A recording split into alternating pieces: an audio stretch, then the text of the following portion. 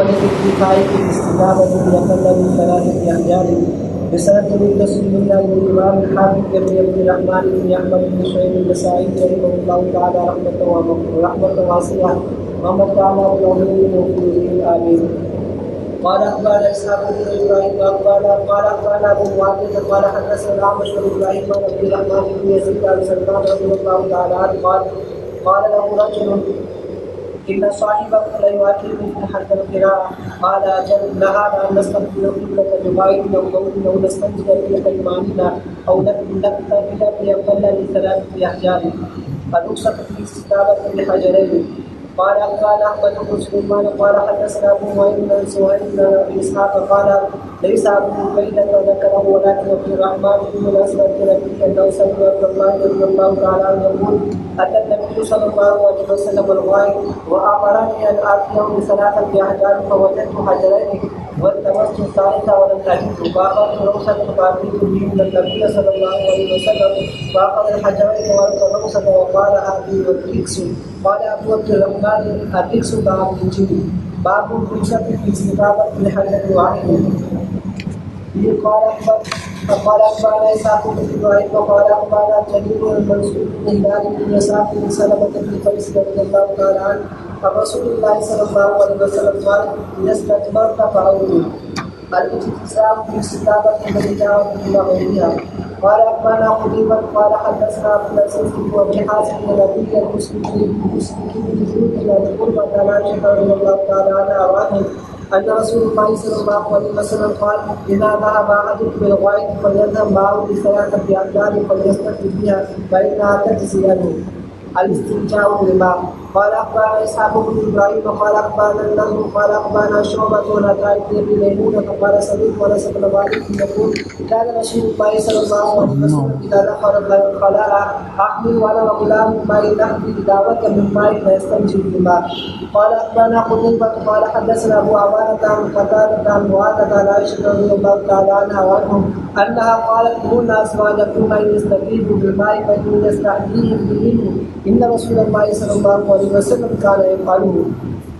النهي عن الاستنجاء باليمين. قال أخبرنا إسماعيل بن مسعود قال حدثنا خالد قال حدثنا هشام بن يحيى عن عبد الله بن أبي قتادة رضي الله تعالى عنه أن رسول الله صلى الله عليه وسلم قال إذا شرب أحدكم فلا يتنفس في إنائه فإذا أتى الخلاء فلا يمس ذكره بيمينه ولا يتمسح بيمينه.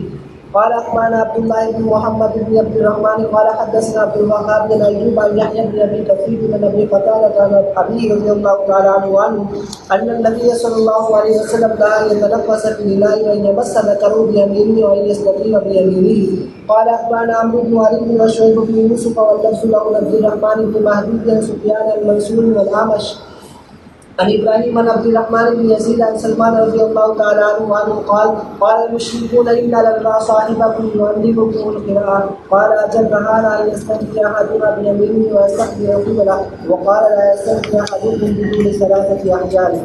باب ترك اليد بيد دون الاستنجاء. قال أخبرنا محمد بن عبد الله بن مبارك المخرمي قال حدثنا وكيع عن شريك عن إبراهيم بن جرير عن أبي زرعة عن أبي هريرة رضي الله تعالى عنه أن النبي صلى الله عليه وسلم توضأ فلما استنجى سلك يده للأرض.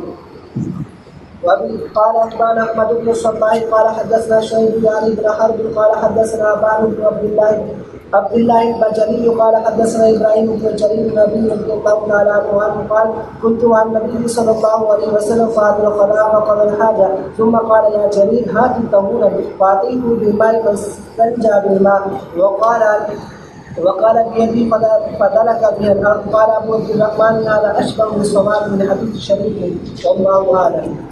جزاك الله.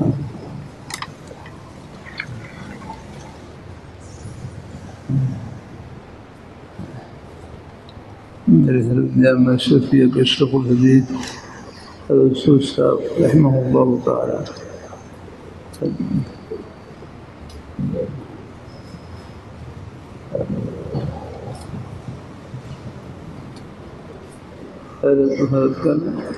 घर में पैदल आना जाए, पैदल ही मस्जिद में नमाज के लिए तशरीफ़ लाते, पैदल ही वापस तशरीफ़ ले जाते हैं। پھر ذوق کی وجہ سے اخیر میں ایک ساتھی سواری پر ہر کو لے جاتے ہیں.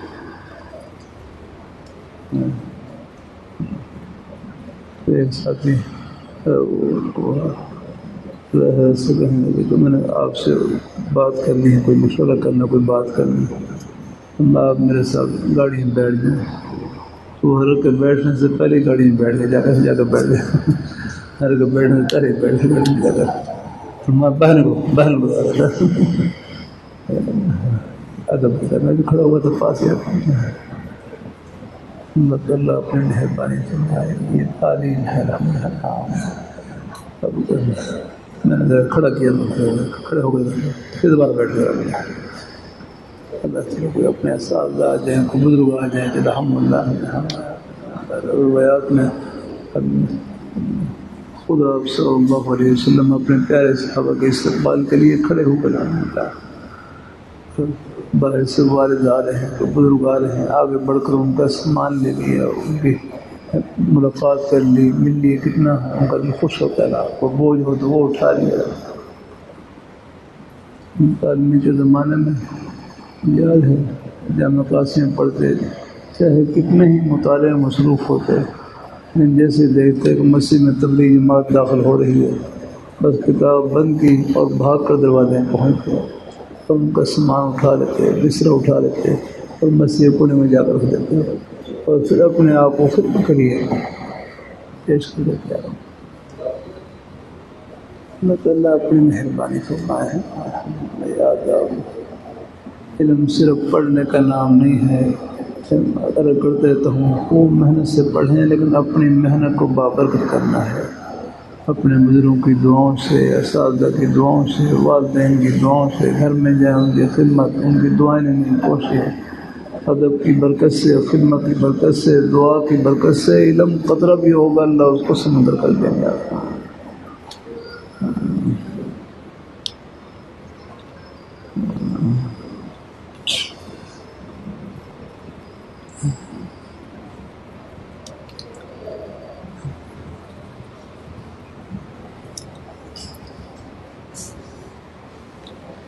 باہر سے کوئی مہمان آ جائیں، چاہے کسی کو بھی ہو، کسی تعلیم کے ہم سے چلو نیا آدمی سے معلوم کر لیے، سلام کر لیے ہیں، خیر خرید معلوم کر دیں، کن سے ملنا ہے، کن سے ملنا ہے، اگر ممکن ہو تو پہنچا دیا.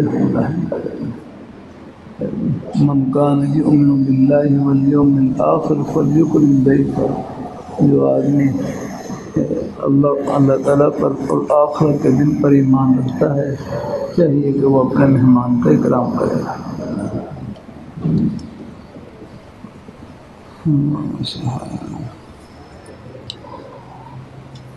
النهی عن الاکتفاء فی الاستطابة بأقل من 3 احجار. یہاں پر ایک مسئلہ ذہن رکھ لیں. ہاں آج چلو ٹھیک ہے، آج نیچے آ جائے. جزاک اللہ. چلو اللہ تعالیٰ قبول فرمائے.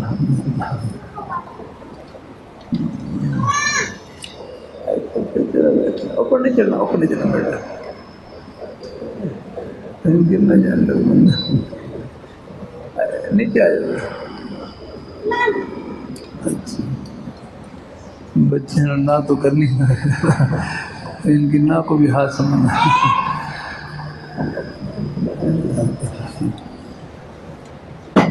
ہمارے ارشاد رحمۃ اللہ علیہ جیسے کہ بچے شرارتیں بہت کرتے ہیں، تو مان لگے بچوں سے ان کا بچپنا نہ چھینو، بچوں سے ان کا بچپنا نہ چھینو. یہ اچھل کود تو ان کا زیور ہے. اللہ تعالیٰ کی مقولہ مشہور ہے، الصبی الصبی لو کان نبیا. بچہ بچہ ہی ہوتا ہے اگرچہ نبی کیوں نہ ہو. لیکن انبیاء جو ہوتے ہیں اللہ ان کو آگے بچپن میں بھی اللہ ایسی عادات سے محفوظ رکھتے ہیں جو ان کی شان نہ ہو، اس سے محفوظ رکھتے ہیں.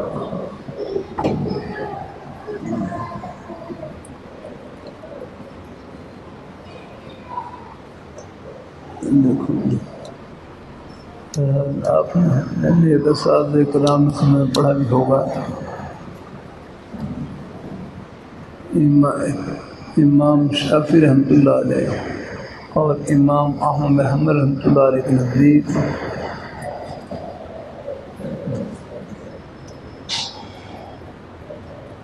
جب استنجا بالماء نہ کرنا ہو، جب پانی سے استنجا نہ کرنا ہو تو 3 ڈھیروں کے ساتھ استنجا کرنا واجب ہے۔ امام شافعی اور امام احمد بن حنبل رحمۃ اللہ علیہ کے نزدیک، امام شافعی اور امام احمد بن حنبل رحمۃ اللہ علیہ کے نزدیک جب استنجا بالماء نہ کرنا ہو، پانی کے ساتھ استنجا نہ کرنا ہو تو 3 ڈھیروں کے ساتھ استنجا کرنا واجب ہے۔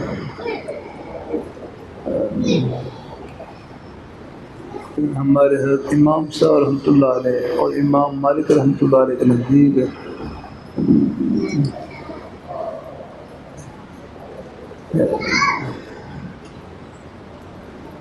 صفائی حاصل کرنا ضروری ہے اور طاق ادا کی رعایت رکھنا مستحب ہے۔ طاق ادا کی رعایت رکھنا، ہاں صفائی ضروری ہے۔ ہمارے امام صاحب، ہمارے امام مالک، ہمارے حضرت امام ابو حنیفہ رحمۃ اللہ علیہ اور امام مالک رحمۃ اللہ علیہ کے نزدیک یعنی صفائی حاصل کرنا ضروری ہے اور طاق ادا کی رعایت رکھنا مستحب ہے۔ طاق اور استعمال کا مستحب ہے۔ اللہ اپنی مہربانی فرمائے، اللہ اپنی مہربانی فرمائے۔ ابو داؤد میں آپ پڑھ لیں گے، یہاں ہے ابو داؤد پھر اس زبان پر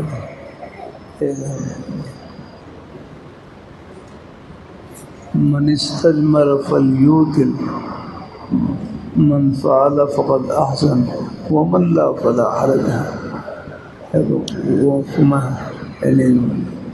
ومن استجمر او كما قال علیہ السلام فلیوتر، اگر جو ڈھیرے سے استنجا کرے وہ طاق ادا استعمال کرے، اگر طاق ادا استعمال کر لے تو ومن استجمر فلیوتر ومن فعل فقد احسن ومن لا فلا حرج، اسے طاقت کو استعمال کیا تو اچھا کیا، اور اگر طاقت کو استعمال نہیں کر سکا پھر بھی کوئی حرج نہیں ہے۔ معلوم یہ ہوا کہ طاقت کا صفائی حاصل کرنا ضروری ہے، طاقت کی رعایت رکھنا مستحب ہے۔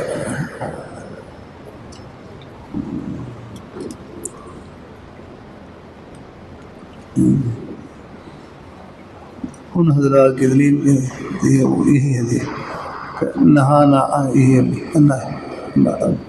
نہانا ان نستقبل القبلة بغائط او بول او نستنجي بأيماننا او نكتفي بأقل من 3 احجار۔ تو حضور صلی اللہ علیہ وسلم نے آگے ہمیں 3 سے کم ڈھیروں کے ساتھ استنجا کرنے سے منع فرمایا۔ تو ہماری طرف سے جواب یہی ہے کہ یہ 3 کا ادا اس لیے فرمایا کہ عموماً 3 ڈھیلے کافی ہو جاتے ہیں، یا یہ ہے کہ یہ نہیں استحباب پر محمد اگر او نکتفی بأقل، یا یہ نہیں کہ 3 ڈھیروں کو اس لیے فرمایا کہ عموماً 3 ڈھیرے استنجے کے لیے کافی ہو جاتے ہیں، یا پھر یہ نہیں استحباباً ہے، یا نہیں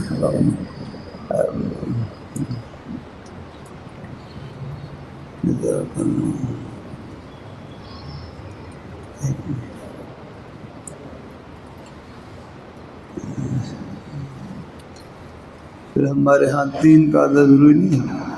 ہماری ایک دلیل یہاں پر بھی ہے، دیکھو یہاں پر بھی ہے، بخاری شریف میں بھی ہے۔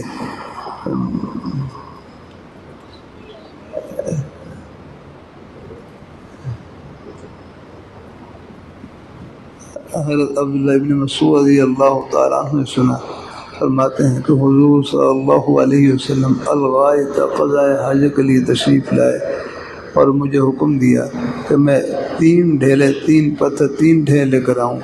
فوجدت حجرین، تو میں 2 ڈھیلے لیا اور تیسرے کو تلاش کیا، تیسرا ڈھیلا مجھے نہیں ملا۔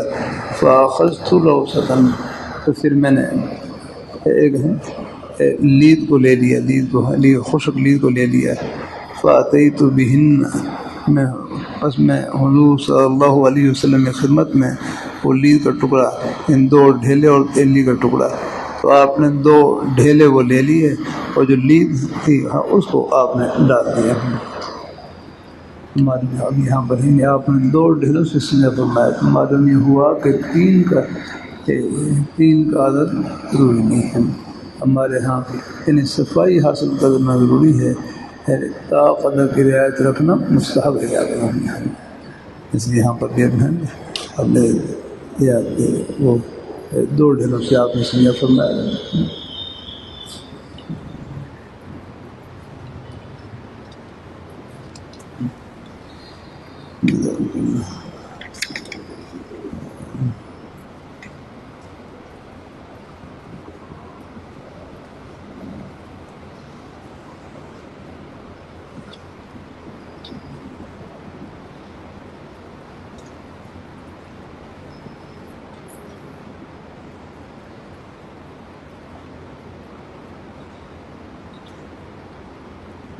آگے آپ نے ایک روایت پڑھی نا جو ابو داؤد میں بھی ہے، حضرت سلمان فارسی رضی اللہ تعالیٰ عنہ سے روایت ہے کہ مشرکین کہنے لگے انا لنرا صاحبکم یعلمکم الخلاء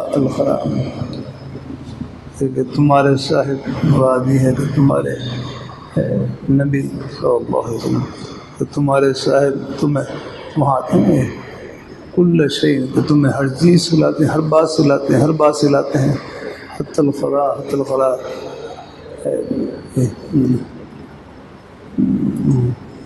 میرے حد میں یوں تمہارے یہاں تک بول و براز کا، یعنی پیشاب پخانہ، بول و براز، یہ سب طریقے سکھلاتے ہیں، بول و براز کرنے کا طریقہ سکھلاتے ہیں۔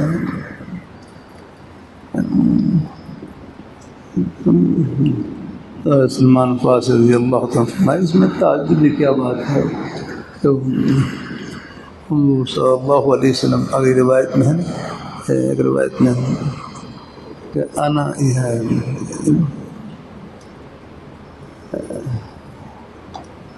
ابو داؤد میں بھی، یہاں بھی شاید آپ پڑھ لیں گے انشاءاللہ، حضور صلی اللہ علیہ وسلم فرمایا انا لکم بمنزلۃ الوالد، انا لکم میں تمہارے لیے بمنزل والد کے ہوں، آپ والد روحانی ہیں اقرا، جو ہمارے جسمانی والد ہیں، لاکھوں کروڑوں اربوں باپ مل کر اپنی اولاد کے لیے دنیا آخرت کی بھلائی کی وہ باتیں نہیں سکھلا سکتے، وہ آداب نہیں سکھلا سکتے جو حضور صلی اللہ علیہ وسلم اپنی پیاری امت کو اور پیارے آداب سے نواز کا تشریف لے گیا کرتے ہیں، قدم قدم رحمہ کا آپ دیکھنا بول و براز کیسے کرنا ہے، کتنے آداب اس کے ہیں۔ حالانکہ بول و براز کرنا ایک طبی عمل ہے، ہماری طبی حاجت ہے اپنا، اس کے لیے بھی شریعت مطہرہ نے کتنے آداب بتلایا کرنا ہے۔ پہلے ذرا کہہ دیں، پہلا ادب کون سا تھا؟ تعظیم قبلہ، اللہ گھر کی تعظیم، فلا تستقبلوا القبلۃ ولا تستدبروها، اللہ گھر کی طرف نہ منہ ہو نہ خوش ہو جانا، فلا تستقبلوا القبلۃ ولا تستدبروها، اللہ گھر کی طرف نہ منہ ہو نہ خوش ہو جانا۔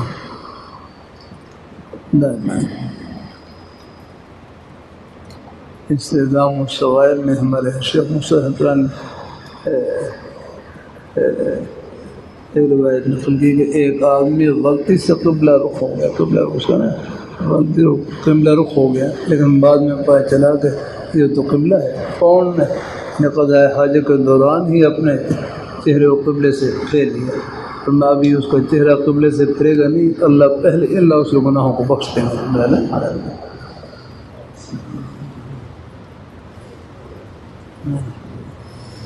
اللہ تعالیٰ اپنی مہربانی کرنا۔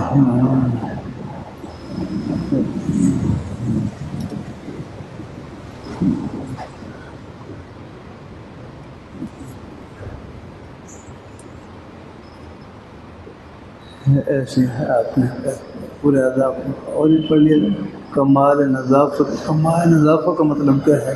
کمال نظافت ہے خوب صفائی حاصل کرنا، تو پہلے ڈھیلے سے استنجا کریں اور پھر پانی سے استنجا کریں۔ یہ ایسا ہے جیسے برتن کو مٹی سے مان کر دھونا۔ دیہاتوں میں آپ نے دیکھا ہوگا، شہروں میں تو خیر شاید نہیں ہے، لیکن دیہاتوں میں پہلے یہ تھا کہ یہ جو گھی والے برتن ہوتے تھے، عورتیں پہلے ان کو مٹی سے مانجتی تھیں، مٹی سے مانجنے کے بعد رہا وہ پھر اس کے بعد پانی سے دھوتی تو وہ پھر وہ برتن صاف ہو جاتے ہیں۔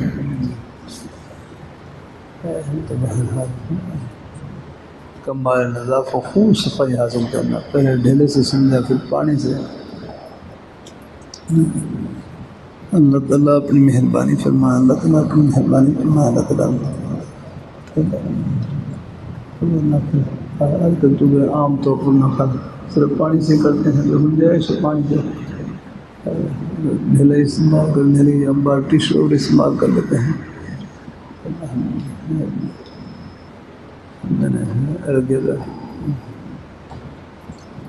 ہمارے چوڑی والے سارا مولانا حضی اللہ صاحب رحمۃ اللہ علیہ، ان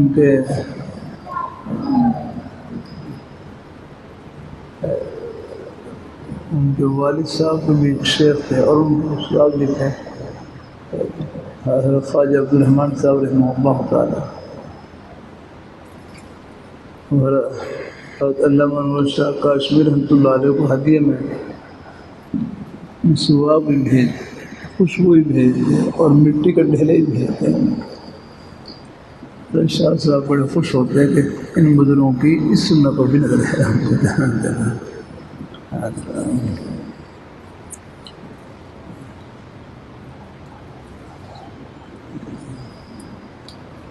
باب دلک الید بالارض بعد الاستنجاء، استنجا کرنے کے بعد زمین پر ہاتھ کو ملنا ہے، زمین کو ہاتھ ملنا، زمین کو ہم میرے حضرت جامع شفیع شیخ الحدیث حسین صاحب رحمۃ اللہ حضرت سے خود پوچھا کہ چھوٹا استنجا کرنے کے بعد بھی زمین پر ہاتھ ملنا ہے، تو میں نے چھوٹا استنجا کرنے کے بعد آگے اس میں نجاست اتنی ہوتی ہے وہ نہیں، لیکن اگر بڑا استنجا کرے تو پھر زمین کے اوپر مل لے، اگر زمین پر مل لے یا کوئی آج کل مخصوص کوئی جیسے کوئی صابن وغیرہ استعمال کر لیتے ہیں، صابن سے دھو لیں تو یہ زمین کے اوپر ملنا یہ بطور نظافت تاکہ خوب و صاف ہو جائے۔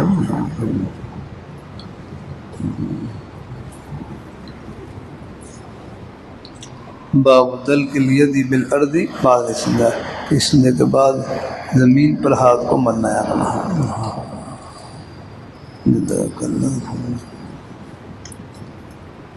اللہ تعالیٰ اپنی مہربانی فرمائے، اللہ تعالیٰ اپنی مہربانی فرمائے، الحمدللہ۔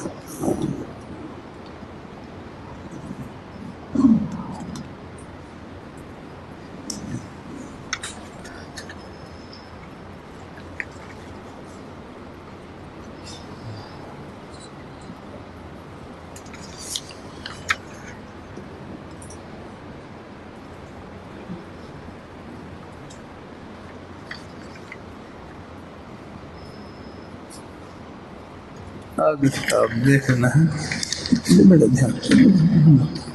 باب التوقیت فی الماء، یہاں پر پانی کا مسئلہ ہے، اس میں کچھ اختلاف بھی ہے، شاید آپ نے مدوش میں اور یہ کتاب پڑھا ہوگا، لیکن تھوڑا بہت ذکر خیر کروں گا انشاءاللہ یہاں پر انشاءاللہ۔